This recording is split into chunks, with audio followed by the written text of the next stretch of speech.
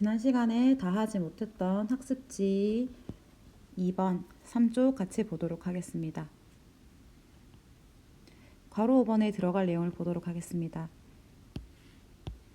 작품에 전반적으로 깔려있는 느낌을 다른 말로 분위기라고 부릅니다. 이러한 분위기는 굉장히 다양한 종류가 있습니다.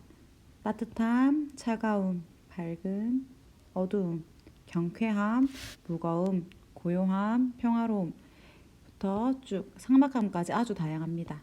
우리가 일상생활에서 볼 수 있는 여러 가지 분위기들이 모두 다 여기에 들어올 수 있습니다. 우리가 지난 시간에 시에서 직접 정서를 찾아보았던 것처럼 오늘은 시에서 분위기를 찾아보는 시간을 가지도록 하겠습니다.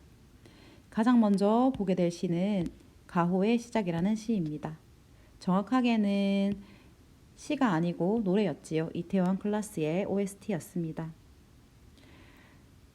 가장 먼저 필요한 것은 시 속에서 해당하는 분위기를 나타내는 단어를 찾아보는 것입니다. 새로운 시작은 늘 설렌다, 용기가 필요하다, 응원한다, 나는 나의 길을 갈 것이다 라는 시의 내용, 가사의 내용 중에서 특정한 분위기가 뚜렷하게 드러나는 것은 설레다에 가깝습니다. 시에서 설레는 분위기, 설렘이라고 분위기를 찾아주고요. 그 다음에 시에 있는 정서와 가까운 정서를 찾아주도록 합니다. 예시에서. 그렇다면 설렘과 가까운 단어는 앞에서부터 쭉 보다 보면 밝음 혹은 경쾌함 같은 게 있을 겁니다. 밝음, 경쾌함. 위에 없는 분위기여도 괜찮습니다. 만약에 나는 즐거운 분위기라고 해서 즐거움이라고 내가 이미 알고 있는 단어를 써도 괜찮습니다. 정리해보면 시에서 그 다음에 위에 있는 다양한 예시에서 내가 알고 있는 단어까지 활용해서 시의 분위기를 정리해 주시면 됩니다. 두 번째 시를 보도록 하겠습니다. 기영도의 엄마 걱정이라는 시네요. 지금 엄마는 열무, 우리가 열무김치 담궈 먹는 그 열무를 들고 시장에 가셨나 봅니다. 하지만 오시지 않네요.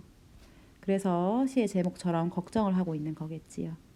나는 방에 담겨서 방에 있으면서 숙제를 아주 천천히 엄마를 기다리면서 하고 있다라고 말을 합니다. 여기에서는 시에서 뚜렷하게 분위기를 알 수 있는 단어가 나타나지 않을 수도 있습니다. 하지만 제목을 참고하면 뭔가 걱정하고 염려하는 분위기라고 간단하게 찾아볼 수 있어요. 그 다음에 위에 있는 다양한 예시 중에서는 어두움이라거나 아니면 조금 무거운 분위기라거나 혼자 있는 허전함과 쓸쓸함 같은 것이 드러난다라고 자유롭게 찾아주시면 됩니다.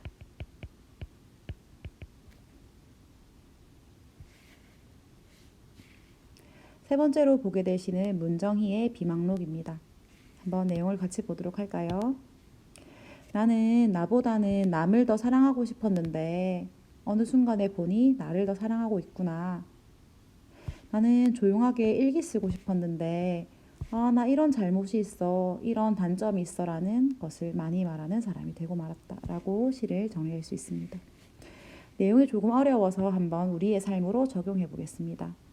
나는 친구와 사이좋게 지내는 사람이 되고 싶었는데 돌아보니 오늘도 다투는 사람이 되고 말았다. 나는 부모님에게 다정한 사람이 되고 싶었는데 부모님께 다정하지 못하고 조금 툴툴대는, 짜증을 많이 내는 자식이 되고 말았다. 나는 축구 경기에서 골을 넣고 싶었지만 골을 넣지 못하는 사람이 되고 말았다. 와 같이 우리의 삶으로 한번 적용해 볼 수 있습니다. 그렇다면 지금 나타난 이러한 분위기를 살펴보면 뚜렷하게 시 속에서는 알 수가 없습니다. 조금 어렵지요. 하지만 시의 내용을 잘 이해했다면 시의 분위기가 내가 뭔가 잘못한 걸 돌아보는 조금 부끄러운 분위기라거나 아니면 조금은 무거운 분위기라거나